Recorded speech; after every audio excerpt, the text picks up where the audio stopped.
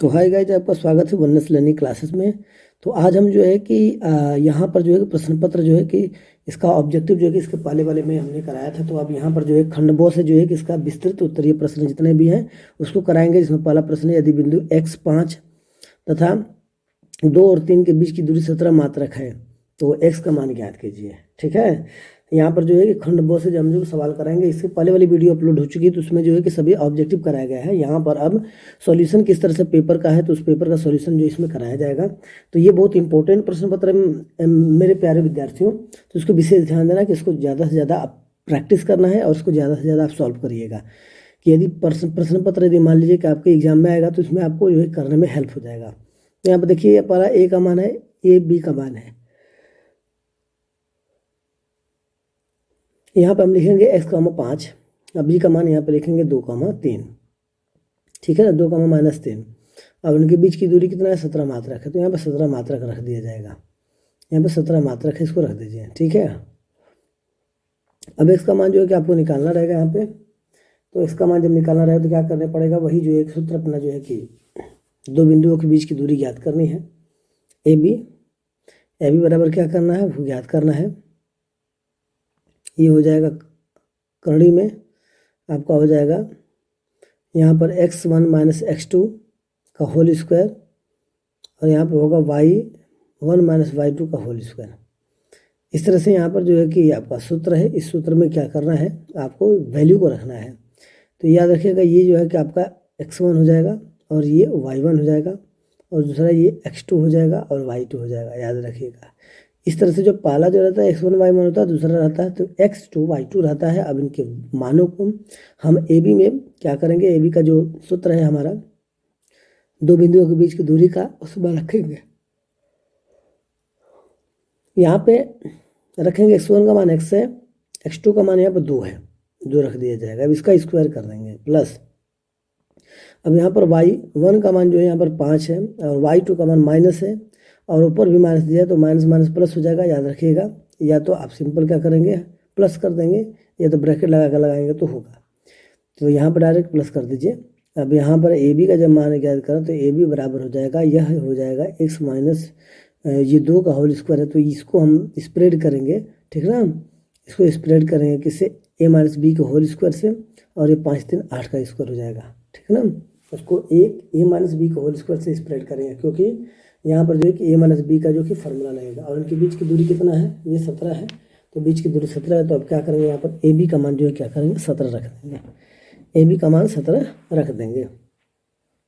अब यहाँ पे इसको विस्तार करेंगे, लेकिन x माइनस 2 का होल स्क्वायर, और यहाँ पर क्या हो जाएगा, 8 8 64 हो जाएगा। ठीक है ना, अब यहाँ पर क्या करना है, 17 जो है, अब यहाँ पर दोनों पक्षों में क्या करेंगे, वर्ग करना पड़ेगा। दोनों पक्षों का वर्ग करना पड़ेगा। क्योंकि वर्ग करने की जरूरत इसलिए है क्योंकि आपका जो है कि x - 2 का होल स्क्वायर प्लस 64 ये अंडर रूट में है। ठीक है ना, तो इसको वर्ग करने पर ये अंडर रूट हट जाता है। वर्ग करने की जरूरत क्यों पड़ती है, जब कोई अंडर रूट रहता है तो उसको हटाना है, तो आप वर्क कर देंगे तो वो अंडर रूट हट जाएगा। तो 17 का वर्ग हो जाएगा। अब ये x - 2 का होल स्क्वायर है, अब प्लस यहाँ पर क्या है, 8 8 64 हो गया, तो इसका भी वर्ग हट गया है, इसका अंडर रूट हट गया, तो ये 17 17 289 हो जाएगा। इसका विस्तार करेंगे हम a - b के होल स्क्वायर से, तो उसका फार्मूला है a square plus b square. ठीक है ना, यहाँ पर करेंगे उसका a - b को होल स्क्वायर से a square plus b square minus 2ab, इस फार्मूले पर आपको रखना है। तो यहाँ पर a का मान क्या हो जाएगा, यहाँ पर x स्क्वायर हो जाएगा, x का स्क्वायर कर देंगे। आप प्लस यहाँ पर 2 है तो 2 का स्क्वायर कर देंगे। आप प्लस यहाँ पर माइनस 2 गुणे a का मान है x, और ये b का मान है क्या है, 2। ठीक है ना, आप 2 का रख देंगे, प्लस 64 जाएगा। तब यहाँ पर क्या रखेंगे, 289 तो हो जाएगा। 289 बराबर क्या करेंगे, x स्क्वायर आ जाएगा, प्लस 2 दूनी के 4 हो जाएगा, 2 दूनी के 4, और माइनस यहाँ पर हो जाएगा 2 दूनी के 4 x प्लस 64। अब 64 को ले जाएगा 289 में से क्या कर देंगे, प्लस है तो उसको ले घटा सकते हैं। अभी एक्स स्क्वायर प्लस क्या हो जाएगा, 64 हो जाएगा। 64 में प्लस 4 जोड़ देंगे, क्योंकि अभी ये संख्या बाकी है। ठीक है ना, तो अभी नहीं ले जाएंगे। 64 4 68 हो जाएगा। अब क्या करना है, यहाँ पर 289 है तो पक्षांतर कर दीजिए, यहाँ पर 0 हो जाएगा। यहाँ पर एक्स स्क्वायर माइनस 4x हो जाएगा, अब प्लस 68 हो जाएगा, और प्लस 289 है तो इधर आकर माइनस 289 हो जाएगा। अब x square minus 4x plus 68 minus 289। अब यहाँ पर क्या करना है, हमको इसका हल करना है, ठीक है ना, माइनस करके हल करना है।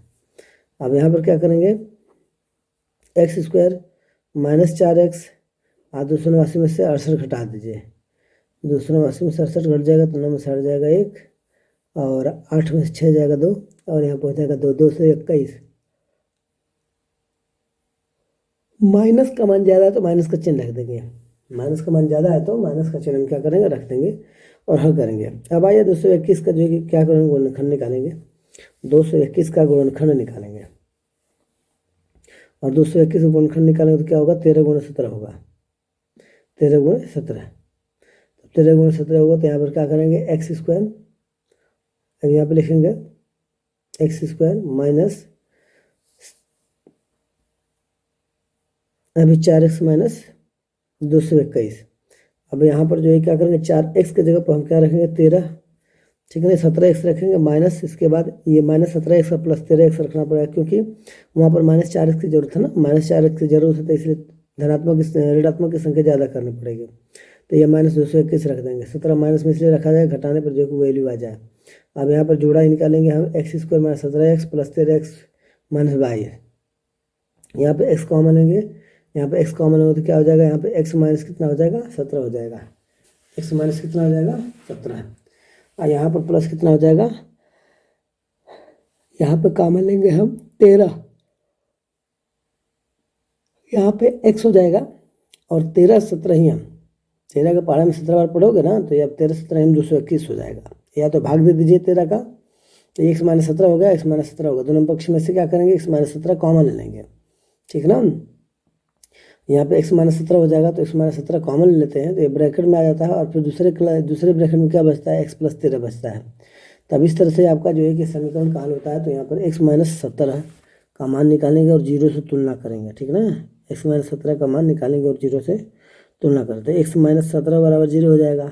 अब यहाँ पर क्या करेंगे कि x का मान निकालेंगे, तो x बराबर 17 को पक्षांतर कर देंगे, अब पक्षांतर कर देंगे 0 की तरफ भेजते हैं, तो ये x बराबर क्या हो जाता है, 17 हो जाता है, और यहाँ पे x प्लस 13 बराबर 0 है, तो x बराबर क्या हो जाएगा, यहाँ पे 13 हो जाएगा, माइनस 13 हो जाएगा, प्लस है तो क्या हो जाएगा, माइनस 13 हो जाएगा, ठीक है। अब इस तरह से क्या हो जाएगा, हमारा यहाँ पे आंसर हो जाता है। ये x माइनस 13 अग्राह्य माना जाता है, क्योंकि ऋणात्मक संख्या, तो ऋणात्मक संख्या इसमें उसका हल नहीं होता है, तो यहाँ पर जो है कि 17 माना जाता है। अब यहाँ पर क्या करेंगे, ये आपका जो आंसर हो जाएगा x बराबर 17 हो जाएगा, और x माइनस 13 भी दिया है, तो आप हल करके रख सकते हैं, जो आंसर होगा उसको आप मैं रख के जो उस पर जाँच भी कर सकते हैं। तो आइए देखिए, अब हम अगले प्रश्न पर चलते हैं, जो खंड ख का है। तो ये इम्पोर्टेंट प्रश्न है, इम्पोर्टेंट जो है कि आपका ये पेपर है, तो उसको सॉल्व कराया है। बिंदु 1 A2 -3, संरेख है, तो ए का मान ज्ञात कीजिए, जो एक रेखा में है, ठीक है ना, संरेख का मतलब एक रेख में। तो यदि बिंदु 1 4 -2 और 3 -3, ये संरेख है, तो ए का मान ज्ञात करना है। तो आइए यहाँ पर देखते हैं हम कैसे इसको हल करना है। तो इसका सिंपल तरीका आपको है यहाँ पर दिया जा रहा है, सिंपल तरीकों को ध्यान से देखना है, ठीक है। अब यहाँ पर हम क्या करेंगे, यहाँ पर हम पहले क्या करेंगे, ये 3 रेखा एक ही में है, तो त्रिभुज का क्षेत्रफल निकालना पड़ेगा, संरेख है ना, तो एक का मान ज्ञात करना है। तो ये त्रिभुज है, त्रिभुज का क्षेत्रफल यहाँ पे ज्ञात करना है। त्रिभुज का क्षेत्रफल क्या होगा, त्रिभुज का क्षेत्रफल जो है कि आपको फॉर्मूला उसमें दिया गया है, तो 1/2 होगा। अब ब्रैकेट में त्रिभुज का क्षेत्रफल, ये x1 ब्रैकेट में लगेगा, y2 माइनस y3, फिर इसके बाद यहाँ पे लिखेंगे x2 ब्रैकेट में लिखेंगे, यहाँ पे y3 माइनस y2 हो जाएगा, y1 हो जाएगा, प्लस x3, और ब्रैकेट में होगा यहाँ पर y1 माइनस, अब यहाँ पर हो जाएगा y2। तो इस तरह से जो है हम यहाँ पर क्या करते हैं कि वैल्यू रख के जो है कि यहाँ पर और 0 से तुलना कर देना है। तो यहाँ पर तीनों के वैल्यू को मान को रख के और उसके बाद हल करेंगे। तो यहाँ पर क्या आ जाएगा, अब यहाँ पर लिखेंगे, यहाँ पर A1 का जो मान है ये आपका, इसमें हम 1 4 इसमें लिखेंगे, यहाँ पर तीनों संख्या लिख देंगे, 1 4 1 2 और -3 16। तो यहाँ पे x1 का मान हो गया, x1 का मान 1 हो जाता है, y1 का मान कितना हो जाता है, यहाँ पर 4 हो जाता है। यहाँ पर x2 का मान क्या होता है, x2 मान a हो जाता है, और यहाँ पर y2 का मान कितना हो जाता है, -2 हो जाता है। अब यहाँ पर जो है कि x3 का मान कितना हो जाता है, x3 का मान -3 होता है, और यहाँ पर y3 का मान 16 होता है। अब इस तरह से जो क्या करेंगे हम यहाँ पर रखेंगे 1/2 यहाँ पर रखेंगे, और x1 का मान कितना हो जाएगा, यहाँ पे x1 का मान 1 रखेंगे, देखिए यहाँ पर दिया हुआ है। फिर ब्रैकेट लगा देंगे, y2 का मान हम क्या रखेंगे, -2 रखेंगे, -2 को यहाँ पर रखते हैं, और इसके बाद माइनस है तो माइनस रख दीजिए। इसके बाद y3 का जो मान है आपका कितना है, y3 का मान 16 है, तो यहाँ पर 16 रख देंगे। अब यहाँ पर प्लस क्या करेंगे, x2 का मान जो है यहाँ पर रखेंगे, x2 का मान जो है आपका यहाँ पर दिया हुआ है a रखेंगे, ब्रैकेट लगा देंगे। उसके बाद y3 - y1 हो जाए, तो y3 का मान यहाँ पर 16 दिया है, ठीक है। तो 16 दिया तो y3 का मान 16 रख दीजिए। अब इसके बाद जो है कि आपका दिया है कितना, 4 दिया है। अब यहाँ पर प्लस रखेंगे और x3 का मान रखेंगे, तो यहाँ पर क्या हो जाएगा आपका -3 रखेंगे, तो ब्रैकेट में लगा देंगे। तो y1 का मान यहाँ पर कितना दिया है, y1 का मान 1 है यहाँ पर, और इसके बाद जो है कि y1 का मान 4 है, प्लस इसके बाद जो है y2 का मान 2 है, बराबर 0। अब यहाँ पर आइए इसको हल करते हैं।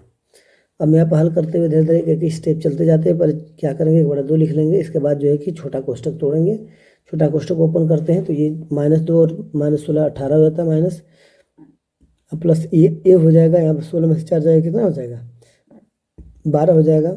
प्लस यहाँ पर हो जाता है -3 है, तो -3 4 तो 6 हो जाएगा, है ना, ब्रैकेट में लगा देंगे 6, बराबर 0 हो जाएगा। अब फिर यहाँ पे 1/2 लिखेंगे, यहाँ पर 1/2, और यहाँ पर जो है क्या करेंगे, ब्रैकेट ओपन करेंगे, तो 18 - 18 हो जाएगा, 18 कम 18 हो जाएगा, तो -18 हो जाता है। अब प्लस यहाँ 12 हो जाता है, और माइनस यहाँ पर जो 3 × 6 = 18 हो जाता है। तो ये देखिए आपका इस तरह से 0 हो जाता है। तो यहाँ पर क्या करेंगे, -18 यहाँ पे है, तो पहले क्या करेंगे, -18 को जोड़ देंगे, तो -18 कितना हो जाएगा, -36 हो जाएगा। तो 12a और 18 दूनी 36 हो जाएगा। यहाँ पर जो है कि आप कॉमन ले सकते हैं, ठीक है ना, यहाँ पर कॉमन भी ले सकते हैं। तो कॉमन लेके आते हैं, जो का जो 0 में गुणा कर भाग दे दीजिए, गुणा कर दीजिए इस तरह से, तो ये 12a - 36 हो जाएगा, बराबर 0 हो जाएगा। 2 का जब 0 में गुणा भाग देते हैं यहाँ पे उधर, तो जाके वो 0 हो जाता है, ठीक, वो 0 हो जाता है। तो 12a बराबर 36 हो जाता है। तो a बराबर निकालेंगे तो क्या हो जाएगा, 36 बटे कितना हो जाएगा, 12 हो जाएगा। तो 12 कितना हो जाएगा, 12 36, इस तरह a का मान निकल जाता है। तो ऐसे आने वाले जो प्रश्न रहेंगे मेरे प्यारे बच्चों, तो आप उसका सोल्यूशन जब करेंगे तो आसानी से इस तरह सोल्यूशन आप करके दिखा सकते हैं, ठीक है। तो अब यहाँ पर जो है कि हम आगे की तरफ प्रश्न की तरफ चलते हैं, और ज़्यादा से ज़्यादा वीडियो शेयर करिएगा, जिससे अन्य बच्चों को भी जो है कि इसका हेल्प मिल पाए, और आपका सहयोग जो है कि उसके सफलता के लिए एक क्या हो जाता है, सपोर्ट हो सकता है। तो इस तरह से तीसरा जब प्रश्न हम हल करेंगे, सिद्ध कीजिए कि 1 + sin थीटा बटे cos theta plus cos theta बटे 1 + sin थीटा बराबर 2 sec थीटा है। अब यहाँ पर सिद्ध करना है कि 1 + sin थीटा है ना, ये cos थीटा बाई में होगा, और cos थीटा 1 + sin थीटा के बाई में होगा, अब बराबर 2 sec थीटा के बराबर, इसको प्रूव करना है। तो प्रूव करने वाला ये सवाल है, ये त्रिकोणमिति का सवाल है। सूत्र में इस सूत्र जो है कि याद रखिएगा, इसमें 2 मार्क का प्रश्न है।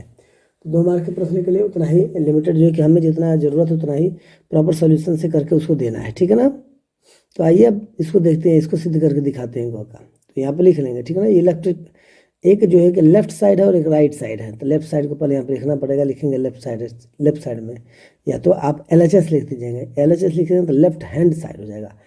LHS का मतलब होता है लेफ्ट हैंड साइड, ठीक है ना। तो यहाँ पर क्या हो जाएगा आपका 1 + sin बाई cos थीटा हो जाएगा, यहाँ पर 1 + sin थीटा बटे cos थीटा, और यहाँ पर cos थीटा बाई हो जाएगा, cos theta by 1 + sin theta, 1 + sin theta. अब यहाँ पर हो जाएगा, ये बाएं पक्ष को जो है कि दाएं पक्ष के बराबर प्रूव करना है, लेफ्ट हैंड साइड को राइट हैंड साइड के बराबर प्रूव करना है, ठीक है। अब यहाँ पर क्या करेंगे, हम देखेंगे यहाँ पर cos थीटा और 1 + sin थीटा का लघुत्तम लेंगे, या तो इसका आसान तरीका होता है ट्रेंगुलर, इसका मल्टीप्लाई कर देंगे तभी यही आंसर आता है ना। तो यहाँ पे cos थीटा और 1 + sin थीटा आपका क्या हो जाएगा, ये दोनों LCM हो जाएगा, लघुत्तम हो जाएगा। अब यहाँ पे करेंगे cos थीटा से cos थीटा कैंसिल हो जाता है। अब यहाँ पर 1 + sin थीटा और 1 + sin थीटा दोनों का क्या करेंगे हम, 1 + sin थीटा 1 + sin थीटा का जब मल्टीप्लाई कर देंगे तो यहाँ पर क्या हो जाएगा, 1 + sin हो जाएगा, यहाँ पर जो थीटा और ब्रैकेट क्लोज हो जाएगा, ऊपर स्क्वायर हो जाएगा, 1 + sin थीटा का स्क्वायर, प्लस क्या हो जाएगा, यहाँ पर cos थीटा का cos थीटा मल्टीप्लाई होगा, cos थीटा का cos थीटा मल्टीप्लाई होगा तो क्या हो जाएगा, यहाँ पर cos स्क्वायर थीटा हो जाएगा, तो यहाँ पर लिखेंगे cos, ठीक है ना, स्क्वायर थीटा हो जाएगा। तो मेरे प्यारे बच्चों ध्यान दीजिएगा कैलकुलेशन को, है ना। या अब यहाँ पर 1 plus sine square theta plus cos square theta है, तो ये फॉर्मूला आपको है क्या, फॉर्मूला आपका, तो यहाँ पर हम मिला लेते हैं, देख लेते हैं फॉर्मूला हमारा ए प्लस बी के होल स्क्वायर से क्या करेंगे, इसका विस्तार करेंगे, इसको पूर्ण रूप से विस्तार करेंगे तो ए स्क्वायर प्लस क्या हो जाएगा, बी स्क्वायर हो जाएगा प्लस 2ab हो जाएगा, प्लस 2ab, ठीक है ना। तो यहाँ पर अब इस सूत्र पर जो है कि 1 प्लस साइन स्क्वायर थीटा का विस्तार करेंगे, तो यहाँ पर दिया है तो 1 हो जाएगा, 1 का स्क्वायर 1 हो जाता है, और प्लस यहाँ पर क्या हो जाएगा, बी का मान साइन स्क्वायर, साइन थीटा है तो यहाँ पर साइन स्क्वायर थीटा हो जाएगा, साइन स्क्वायर थीटा, और प्लस यहाँ पर जो होगा आपका 2 गुणे हो जाएगा यहाँ पर 1, ठीक है ना, 2 गुणे 1 हो जाएगा प्लस साइन थीटा हो जाएगा। तो यहाँ पर जो है कि क्या करना है, और कॉस स्क्वायर थीटा भी रख देंगे इसके सामने, तब यहाँ पर हो जाएगा 1 plus sine square theta plus 2 sine theta, अब बटे यहाँ पर कॉस थीटा हो जाएगा, ब्रैकेट में 1 प्लस साइन थीटा हो जाएगा। तब यहाँ पर रखेंगे हम, यहाँ पर 1 का स्क्वायर रखेंगे, प्लस यहाँ पर रखेंगे साइन स्क्वायर थीटा रखेंगे, साइन स्क्वायर थीटा, प्लस यहाँ पर रखेंगे 2 sine theta, 2 sine theta, plus cos square theta, plus cos square theta, अब बटे यहाँ पे हो जाएगा कॉस थीटा, कॉस थीटा, अब ब्रैकेट में लिखेंगे 1 plus sine theta, 1 plus sine theta, ठीक है। अब यहाँ पर जो क्या करेंगे, अब यहाँ पर रखेंगे 1 प्लस, अब यहाँ पर देखिए साइन स्क्वायर थीटा, यहाँ पर रखेंगे साइन स्क्वायर थीटा, और इधर लास्ट का दिया है कॉस स्क्वायर थीटा, ये दोनों को रख देंगे एक साथ, क्योंकि सूत्र का निर्माण हो जाता है, यहाँ पर सूत्र बन जाता है ना, sine square theta plus cos square theta, plus यहाँ पर 2 साइन थीटा हो जाएगा। तब यहाँ पर क्या करेंगे, कॉस थीटा नीचे रख देंगे, जो कॉस थीटा नीचे है कॉस थीटा रख देंगे, 1 प्लस साइन थीटा रख देंगे, यहाँ पर 1 प्लस साइन थीटा रख देंगे। अब यहाँ पर क्या हो जाएगा, यहाँ पर जो है sine square theta plus cos square theta का मान 1 हो जाता है, ये फॉर्मूला है, sine square theta plus cos square theta बराबर क्या हो जाएगा, 1 हो जाएगा। अब यहाँ पर क्या करेंगे, 1 प्लस जो कि 1 प्लस क्या करेंगे, sine square theta cos square theta का मान 1 रखेंगे, ठीक है, इन दोनों का मान क्या रखेंगे, 1 रखेंगे, तो 1 रख दीजिए यहाँ पर, और प्लस 2 साइन थीटा यहाँ पर रख देंगे, प्लस 2 साइन थीटा, अब 2 साइन थीटा रख देते हैं, बटे यहाँ पर क्या हो जाता है कॉस थीटा, अब ब्रैकेट में 1 प्लस साइन थीटा रखेंगे, कॉस थीटा ब्रैकेट में जो है कि 1 प्लस साइन थीटा रखेंगे। तो यहाँ पर क्या हो जाता है, अब इसको हल करते हैं तो ये 1 1 2 हो जाता है, यहाँ पर 2 प्लस 2 हो जाएगा, 2 साइन थीटा हो जाएगा, 2 प्लस 2 साइन थीटा हो जाएगा, नीचे जो है कॉस थीटा हो जाएगा, कॉस थीटा ब्रैकेट में 1 प्लस साइन थीटा हो जाएगा, ठीक है ना। तब यहाँ पर हल करते हैं, यहाँ पर यहाँ से 2 कॉमन लेते हैं, 2 कॉमन लेंगे तो क्या हो जाएगा, 2 कॉमन लेंगे तो 1 बच जाएगा वहाँ पर आगे में, है ना। ये 2 कॉमन लेते हैं तो इसको हल करते समय जो है कि याद रखिए, जब कॉमन लेते हैं तो कॉमन लेने के बाद 1 प्लस साइन थीटा ऊपर बच जाएगा, जब 2 कॉमन लेते हैं तो 2 जब कॉमन लेंगे तो ब्रैकेट में क्या हो जाएगा, 1 हो जाएगा, 2 1 की जगह 2 की जगह पर ये साइन थीटा हो जाएगा, ठीक है ना।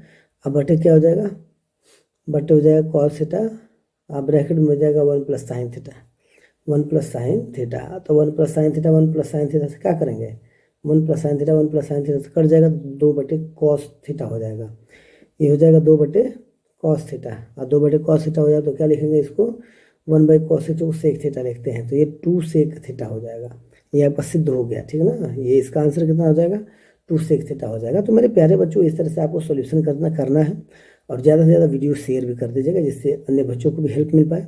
तो यहाँ पे इस तरह से जो है कि आपके खंड ख का जो है कि लगभग जो है 3 सवाल हल हो चुके हैं।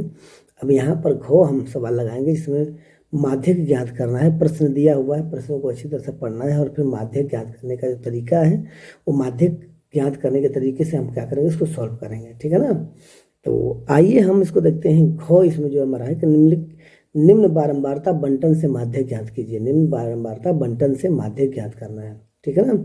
अब इसमें देखिए प्रश्न ये 2 मार्क का है, 2 मार्क का सॉल्यूशन है, 2 मार्क का इसका कर लेंगे हम। अब यहाँ पर देखिए अंतराल दिया है, बारंबारता दिया है, यहाँ पे अंतराल और बारंबारता दिया है, तो फिर क्या करना पड़ेगा, अंतराल और बारंबारता दिया है तो माध्यक ज्ञात करने के लिए जो है कि जो नियम है उसको जो है कि आपको याद रखना पड़ेगा, और जो सूत्र भी उसमें दिया है तो सूत्र को भी याद रखना पड़ेगा, कि सूत्र का प्रयोग जो उसमें करना पड़ता है, ठीक है ना, सूत्र का प्रयोग उसमें करना पड़ेगा। तो आप क्या करेंगे, अंतराल और बारंबारता यहाँ पे ज्ञात कर रही है, तो अंतराल और बारंबारता जब ज्ञात करें तो सिंपल क्या करना पड़ेगा, यहाँ पर एक जो है कि वर्ग अंतराल के लिए आप एक जो एक लाइन जो है खींचेंगे, ठीक है ना, वर्ग अंतराल के लिए। तो यहाँ पर आइए एक लाइन बना देते हैं, और इसके बाद जो है कि दूसरा आप बारंबारता के लिए खींचेंगे, दूसरा जो है कि बारंबारता के लिए, ठीक है।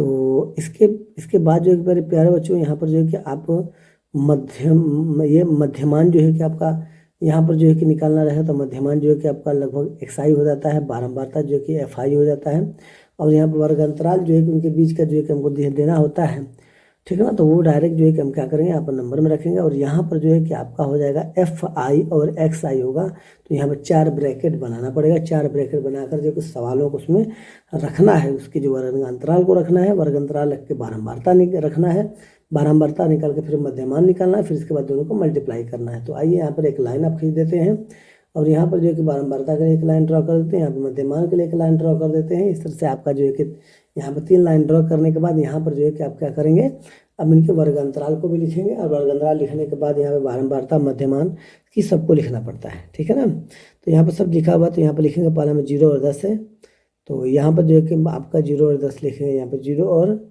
10, ठीक है। तो यहाँ पर पहला हो गया, फिर इसके बाद 10 और 20 है, 10 और यहाँ पर 20 लिखेंगे, फिर इसके बाद 20 और 30 रहेगा, तो 20 लिखेंगे, और इसके बाद 30 रहेगा, फिर 40 और 50 रहेगा, फिर 30 और 30 के बाद 40 रहेगा, फिर 40 और 50 रहेगा। तो इस तरह से जो वर्ग अंतराल है आप अच्छी तरह से जो क्या करेंगे, लिखेंगे। अब यहाँ बारंबारता जो दिया हुआ था, बारंबारता को भी लिख दीजिए। यहाँ पर 6, 9, 20 और 15, 9 है, तो ऊपर रखिए, यहाँ पर 6 हो जाएगा, यहाँ पर 9 हो जाएगा, ठीक है, यहाँ पर 20 हो जाएगा, और यहाँ पर जो है कि 15 हो जाएगा, और यहाँ पर 9 हो जाएगा।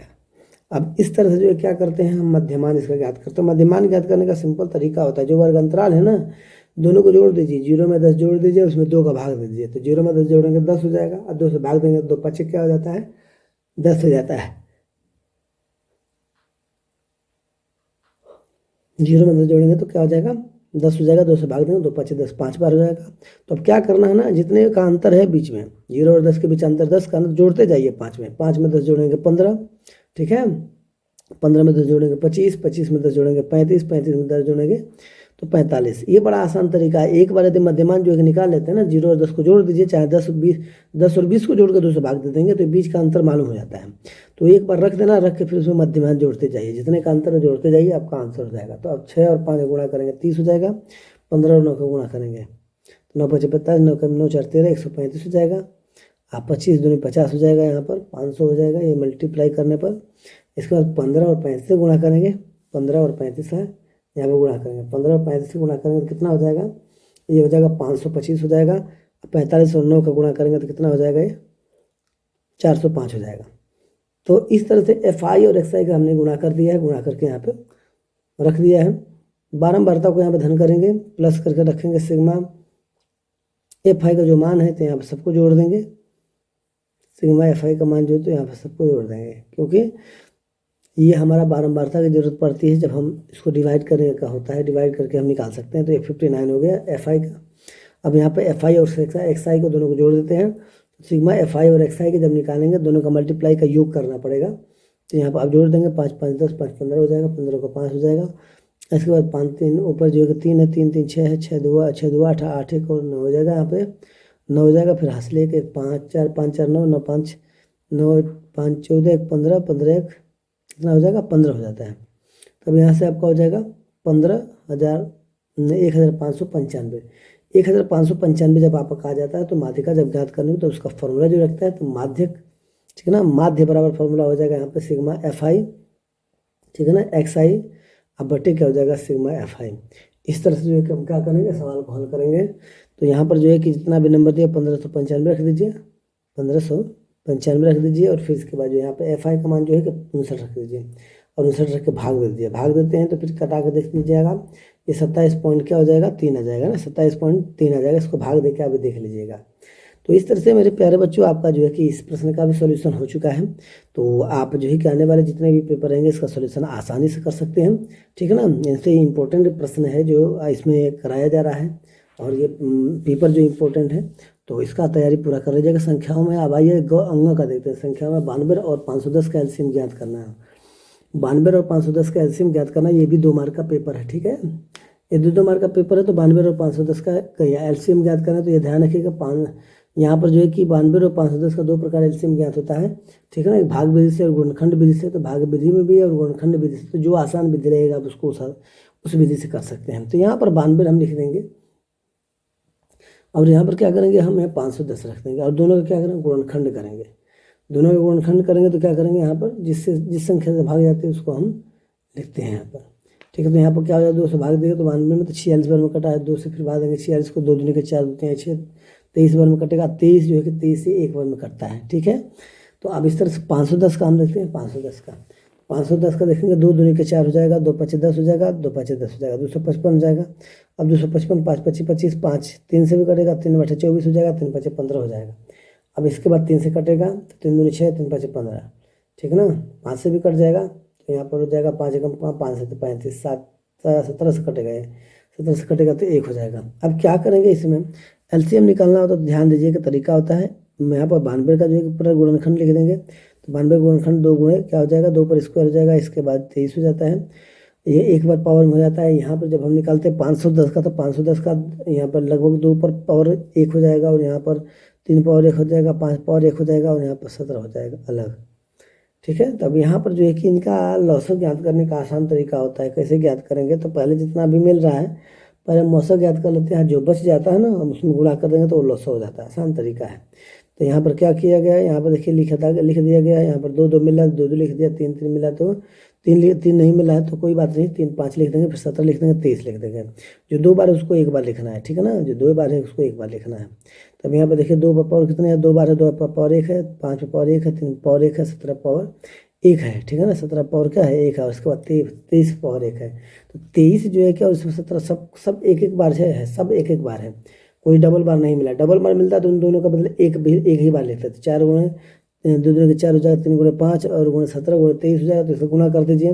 अब गुणा करने के बाद जो आंसर आता है ये लगभग जो है 60 गुणे आपको कितना हो जाएगा, 4 3 12 25 60 हो जाएगा, 17 गुणे 23 हो जाएगा। 60 का क्या करेंगे हम, 17 और 23 में गुणा करके फिर इसके बाद रख देंगे आंसर, तो ये आपका एलसीएम हो जाता है। तो लगभग आपका हो जाएगा 23,460 जो है कि आपका ये उत्तर होता है। तो इस प्रकार से आप एलसीएम निकाल सकते हैं। अच्छा, एचसीएफ निकालना रहेगा तो सिंपल तरीका है कि जो दोनों में मिल रहा है वही आपका एचसीएफ हो जाएगा, ठीक है ना। 2 दोनों में मिल रहा है तो ये एचसीएफ हो जाएगा, हाईएस्ट कॉमन फैक्टर। तो वो मेरे प्यारे बच्चों, इस तरह से आपका सोल्यूशन 2 मार्क का यहाँ पे हो गया। आप सिद्ध कीजिए कि कर्ण में 3 एक अपरिमेय संख्या है, अब ये बताना है। तो कर्ण में 3 अपरिमेय संख्या, इसको सिद्ध करना है, ठीक है। तो आइए इसको सिद्ध करते हैं। ये आपका दूसरे एक्सरसाइज से प्रश्न है, दूसरे वाले लेसन से है। तो कर्ण में 2 को, या कर्ण में 3, कर्ण में 5, कर्ण में 7, इस तरह से तीनों चारों जितने भी ये संख्याएं हैं, कर्ण में 5, कर्ण में 7, कर्ण में 2 जो है कि ये सारा जो है कि वो अपरिमेय संख्या सिद्ध करनी होती है। तो यहाँ पर उसका अपोजिट मान लें कि माना कर्ण में 3 जो है कि यहाँ पर अपरिमेय संख्या दिया है ना, तो मान लें अपरिमेय संख्या है। यहाँ पर देखें कर्ण में 3 क्या है, यदि अपरिमेय संख्या दिया है तो आप परिमेय संख्या उसको मान लेते हैं मानस। यहाँ पर क्या करेंगे हम, यहाँ पर उल्टा मानेंगे, उसके अपोजिट मानेंगे। तो यहाँ पर लिखना पड़ेगा माना, ठीक है ना। कर्ण में 3 ये जो है कि एक क्या है, या परिमेय दिया तो यहाँ पर लिखेंगे परिमेय संख्या है। अब परिमेय संख्या वो संख्या होती है जिसे P/Q के रूप में हम दिखाते हैं। ये लगभग आप सभी विद्यार्थी जानते हैं, तो परिमेय संख्या है, ठीक है। तो अब ये कर्ण में 3 एक परिमेय संख्या, तो यहाँ पर क्या करेंगे हम, यहाँ पर कर्ण में 3 परिमेय संख्या है, तो यहाँ पर परिमेय संख्या P/Q के रूप में लिखा जाता है कि नहीं लिखा जाता है, मतलब P/Q जहाँ पर Q का मान 0 नहीं होना चाहिए। यदि Q का मान 0 हो जाएगा तो फिर परिमेय संख्या नहीं रहेगी। तो यहाँ पर क्या करेंगे, आप लिखेंगे यहाँ पर कर्ण में 3 लिखेंगे, कर्ण में 3 लिख के बाद परिमेय संख्या से तुलना करें। तो परिमेय संख्या मान लें कि A/B है, यहाँ परिमेय संख्या मान लेते हैं कि A/B है। तो A/B बराबर जहाँ पर कर रहे हैं कि B बराबर 0 नहीं होना चाहिए। जी B बराबर किसी भी कंडीशन में 0 होता है तब वो समझें कि परिमेय संख्या नहीं होती है, ठीक है ना। जहाँ पर A और B सअभाज्य संख्या है, ठीक है ना। यहाँ पर A और B क्या है, सअभाज्य है, जिसका जो गुणनखंड होता है, ठीक है ना, जो B बराबर 0 नहीं है, सअभाज्य संख्या है, अगर B बराबर 0 नहीं है। तो यहाँ पर A और B सअभाज्य संख्या है। तो सअभाज्य का मतलब यहाँ पर हम लिख देंगे कि जो A को B विभाजित कर रहा है, ठीक है ना। A को B क्या कर रहा है, विभाजित कर रहा है। अब यहाँ पर क्या करेंगे, आगे कैलकुलेशन हम देखते हैं। अब यहाँ पर करणी हटानी हो तो करणी हटाने का क्या नियम है आप जानते हैं। दोनों पक्ष का फिर क्या करना पड़ता है, वर्ग करना पड़ता है। तो यहाँ पर लिखेंगे, अब यहाँ पर दोनों पक्षों का वर्ग करने पर, यहाँ पर लिखेंगे दोनों पक्षों का वर्ग करने पर। तो इस तरह से इसका वर्ग करेंगे। तो वर्ग करते हैं तो कितना आ जाता है, यहाँ पर कर्ण में 3 होता है, 3 हो जाता है वर्ग करने पर, ठीक है। तब यहाँ पर दोनों पक्षों का वर्ग करेंगे तो 3 है, कर्ण में 3 हो जाएगा खाली, और ये स्क्वायर और B स्क्वायर हो जाता है। यहाँ पर क्या हो जाएगा, A स्क्वायर और B स्क्वायर हो जाएगा, ठीक है। अब ये यहाँ पे A स्क्वायर B स्क्वायर होगा तो क्या करेंगे, अब यहाँ पर B स्क्वायर का मान निकालेंगे। तो आप क्या करेंगे, A स्क्वायर में 3 का भाग देंगे, ठीक है ना। बी स्क्वायर का मान निकालेंगे तो ए स्क्वायर में 3 का भाग देंगे, समीकरण नंबर हमारा 1 बन जाता है। जब समीकरण नंबर 1 बन जाता है तो यहाँ पर क्या हो जाएगा, ए जो है ए का ए स्क्वायर जो है ए स्क्वायर का 3 विभाजक है, यहाँ पर लिख देंगे, या 3 ए स्क्वायर का लिखिए ए स्क्वायर का विभाजक है, ठीक है ना, या ए स्क्वायर से विभाज्य हो सकता है। तो यहाँ पर विभाजित तो करता है, जब यहाँ पर जो है कि विभाजित करता है, 3 जो है ए को विभाजित करता है, तब इसी प्रकार हम क्या करेंगे, 3 बी ए को विभाजित करेंगे, वहाँ तो ए स्क्वायर को विभाजित करता है, यहाँ पर 3 ए को विभाजित करता है, ठीक है, 3 ए को विभाजित करता है। तब यहाँ पर लिखेंगे हम, यहाँ पर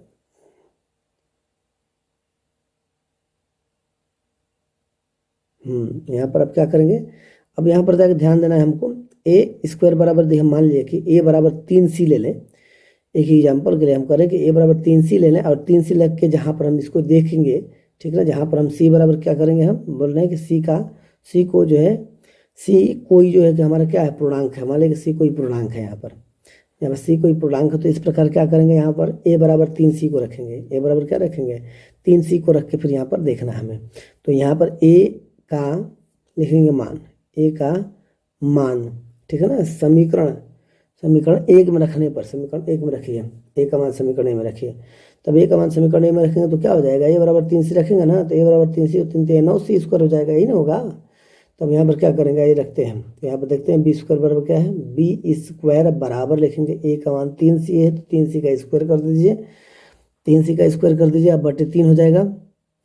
तो इसके बाद जो यहाँ पर हो जाएगा 3 3 9 हो जाएगा, बी स्क्वायर का मान निकालेंगे तो 9c स्क्वायर बटे 3 हो जाएगा, 3 से 3 घटाएंगे 3 3 9 हो जाएगा, 3 3 9 हो जाएगा। अब यहाँ पर हो जाएगा आपका 3c स्क्वायर हो जाएगा, मतलब बी स्क्वायर बराबर क्या हो जाएगा, 3c स्क्वायर हो गया। तब यहाँ पर मेरे प्यारे बच्चों अब देख रहे हैं यहाँ पर कि a बराबर 3c जहाँ कोई पूर्णांक है, यहाँ पर जब माने हैं हम यहाँ पर, तो यहाँ पर आगे की तरफ बढ़ते हैं अब, तो यहाँ पर निकालेंगे हम वैल्यू c का निकालते हैं, c स्क्वायर का वैल्यू निकालते हैं तो क्या हो जाएगा, यहाँ पर b स्क्वायर बटे 3 हो जाता है, यहाँ पर c का वैल्यू निकालते हैं c स्क्वायर का, तो ये आपका b स्क्वायर बाई 3 हो जाता है, ठीक है ना।